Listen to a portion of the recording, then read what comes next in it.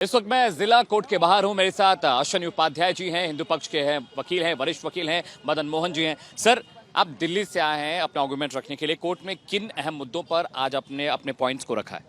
हमने ये कहा है कि पूजा इस्लाम में हराम है, पूजा स्थल पे जाना इस्लाम में हराम है, तो फिर पूजा स्थल कानून की दुहाई मुस्लिम पक्ष कैसे दे सकता है? पूजा स्थल कानून फिर तो उसकी दुहाई हिंदू पक्ष तो दे सकता है, उसको अपने पक्ष में जरूर उसको साइड कर सकता है, मुस्लिम पक्ष नहीं कर सकता। पूजा स्थल और प्रार्थना स्थल में बहुत अंतर है। Once a temple always a temple. एक बार मूर्ति की प्राण प्रतिष्ठा हो गई, जब तक विसर्जन नहीं होगा वो स्थान मंदिर ही कहलाएगा।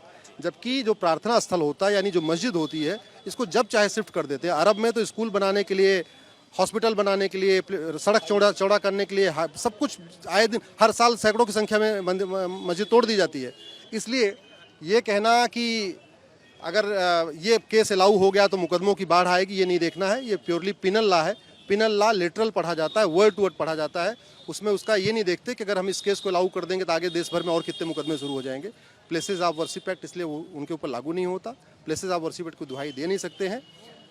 यहाँ पे ज्ञानवापी में कभी भी मूर्ति की अब विसर्जन हुआ नहीं है, इसलिए वहाँ नमाज पढ़ने से, गुंबद बदलने से, दीवार थोड़ा तोड़ देने से उसका कैरेक्टर नहीं बदला। वो पहले भी मंदिर था, आज भी मंदिर है, आगे भी मंदिर है। एक सवाल मेरा ये भी था, वक्फ बोर्ड का जिक्र आ रहा है कि वक्फ की वो प्रॉपर्टी दावा, अंजुमन इंतजामिया जो कमेटी वो दावा करेगी वक्फ की प्रॉपर्टी पर ये मस्जिद बनी, इसे लेकर क्या तर्क है आपका? वक्फ, अगर वक्फ की प्रॉपर्टी है तो आपको सबसे पहले बताना पड़ेगा वक्फ किसने किया, किस डेट में किया, रजिस्ट्रेशन कहाँ हुआ, बाकायदा उसकी एक रजिस्टर्ड डीड होती है वो कहाँ है।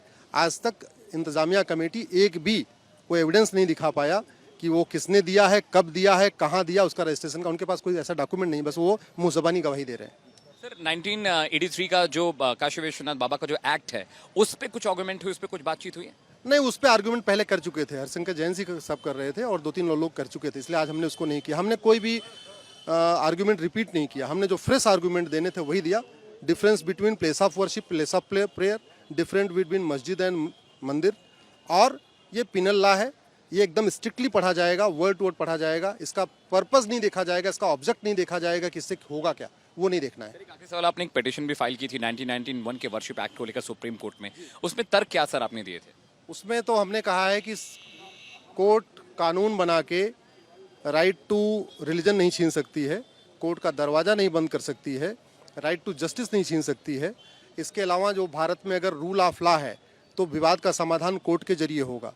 अगर ये कानून तो बाकायदा कोर्ट के दरवाजे बंद कर रहा है, इस कानून के जरिए तो क्या होगा, कल को पूरी तरीके से यहाँ भीड़तंत्र हावी हो जाएगा। तो अश्विनी उपाध्याय जी को आप सुन रहे थे, हिंदू पक्ष के वकील हैं, और इन्होंने दो मुद्दों पर असल में बात की। उन्होंने कहा कि 1991 का जो वर्शिप एक्ट है वो लागू नहीं होता, और ऐसे में अगर वो लागू करते हैं तो एक तरह से ये एक कायदा तोड़ना होगा, यानी हिंदू पक्ष के लोग जो हिंदू हैं उनको उनके देवता से दूर करने वाली बात हो जाएगी। अभी भी आर्गुमेंट चल रहा है, हिंदू पक्ष कल भी अपने आर्गुमेंट को रखेगा, लेकिन बड़ी बात यह है कि जिस तरह की बहस अश्विनी उपाध्याय, मदन मोहन जी और बाकी वकील हिंदू पक्ष कर रहे हैं, उससे ये लगता है कि सुप्रीम कोर्ट में जो मामला सुना जाना है 21 तारीख को, उससे पहले कोई बड़ी बात, बड़ी खबर जिला कोर्ट से निकल कर आ सकती है। कैमरा पर्सन जगन्नाथ के साथ अमित सिंह, रिपब्लिक भारत, वाराणसी।